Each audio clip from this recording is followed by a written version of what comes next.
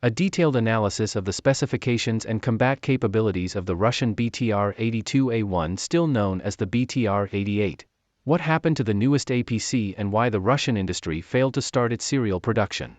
Hello dear viewers, this vidobzor will be about a very interesting Russian newest BTR-88. We will learn the history of the creation of this APC, learn what were the reasons and goals of its development. We will consider its basic specifications and combat capabilities. We will show why the Russian Federation could not establish its serial production.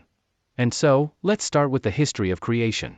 The fact is that until 2011, the Soviet BTR-80 was produced on the territory of the Russian Federation. And since 2011, the BTR-82A has been in production. This is a modernization of the Soviet BTR-80, which was equipped with a new combat module with a 30mm cannon.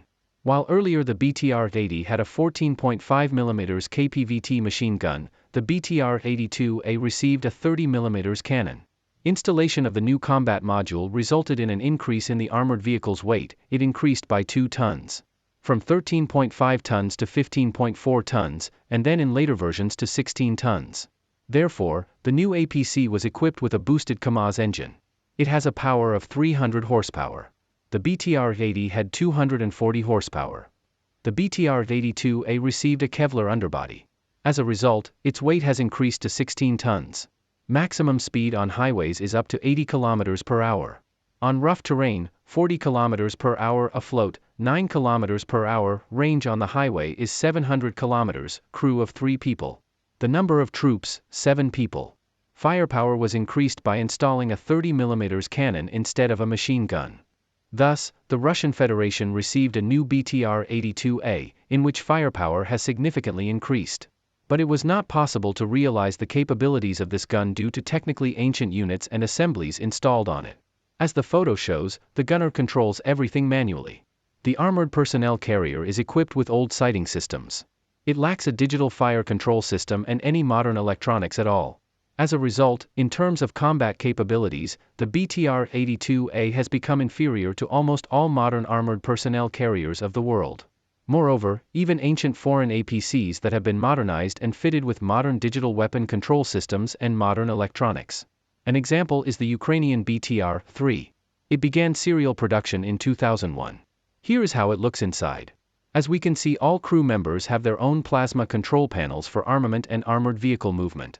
The commander and gunner have their own panels and electronics to control the combat module. The armored vehicle became equipped with an anti-tank missile system. And the commander and gunner could duplicate each other. And the driver mechanic got his own control monitor for movement. APC widely uses thermal imaging cameras for observation, firing and movement of the armored vehicle. And in general, it already had an automatic transmission and was quite modern inside. The armor was also reinforced. The Russian army had nothing like this. All of this was absent in the Soviet BTR-80s, which were supplied to the Russian army until 2011. And in 2011, the newest BTR-82A was introduced in Russia. In 2013, it began to arrive in the Russian army. But it was hard to call it the newest. Take a look at what this newest Russian APC looks like inside. This is the gunner's seat. Everything is manual. There is a carousel of the combat module, where the gunner can hardly fit. All the gauges are old Soviet type. There are no control panels. And here are the seats of the commander and driver. As we can see, the commander has an ancient TKN sight for observation of the outside space. He does not have any digital control panels. The driver also has ancient equipment. In fact, this is the level of technology of the USSR in the 1950s. That is, in fact, it is a very ancient APC. And Russian propaganda began to call it a super achievement of Russian technology and industry, pointing out that the BTR-82A is a deep modernization of the Soviet BTR-80. Well, this photo speaks well of the depth of this modernization. In fact, everything is the same as it was in the ancient Soviet armored personnel carriers. There is no modernization there. And at the same time, Russian propaganda began to point out that this armored personnel carrier has no analogs in the world. Of course not. Only in terms of antiquity and technical backwardness. The world has not produced anything like it for 70 years. At least. In general, the Russian army urgently needed to somehow raise the combat capabilities of this BTR-82A. And to do this, it needed to be equipped with modern technologies and electronics. It needed a digital weapon control system. It is important to note that in 2014, the Russian military introduced a new version of the BTR-82A1, also known as the BTR-88. Russian designers used more modern electronics in it. This is a modernized BTR-82 equipped with a remote-controlled combat module developed by the Central Research Institute Burevestnik with a 30mm automatic cannon and a 7.62mm machine gun. You can see that the shape of the combat module differs from the usual BTR-82A. In all other respects, this APC is identical to the standard BTR-82A. That is, the hull is made of thin steel on the sides, only 6mm thick. Consequently, it can be penetrated even by small arms at close range. And large-caliber machine guns can penetrate this APC from any distance to any place. What proved the Russian-Ukrainian war? The engine and running gear are also ancient from the BTR-80. Therefore, the BTR-82A1 is difficult to distinguish from the BTR-82A.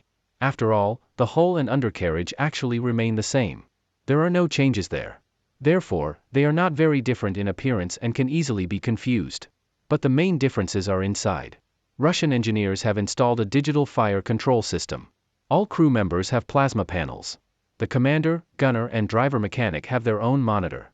The latter uses it to drive in night conditions. And the commander and gunner can also work at night. The hull has also been changed. Its reconfiguration was copied from the Ukrainian BTR-3. Earlier in Ukraine, for the BTR-3 the hull of the Soviet BTR-80 was reconfigured. They even patented the new design. Over time, the ownership rights expired.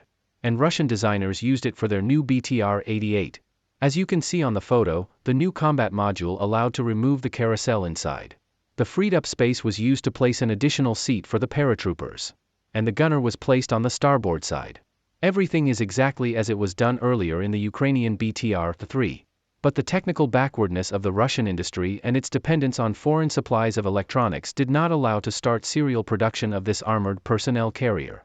Because the technically backward industry of the Russian Federation was unable to produce modern electronics for this armored vehicle. All the electronics in it are foreign. That means that the sanctions against Russia for its invasion of Ukraine in 2014 did not give an opportunity to equip these armored personnel carriers with electronics. Because the strengthening of sanctions would have led to a halt not only to the serial production of such vehicles, but also to the possibility of servicing the existing ones. This is probably why Russia decided to produce technically ancient and backward BTR-82A armored personnel carriers with outdated Soviet components, units, and equipment. So that in case of Russia's isolation from the developing world, the Russian military would be able to maintain these ancient armored personnel carriers with ancient equipment, and would not need modern foreign components and electronics. And as history has shown, Russia became the aggressor and attacked Ukraine again in 2022, only on a full scale. As a result, international sanctions and isolation of Russia have led to serious difficulties in obtaining modern foreign electronics for the Russian army. That is, the Russian military calculated the possible risks with the possible termination of supplies of foreign components and was not mistaken.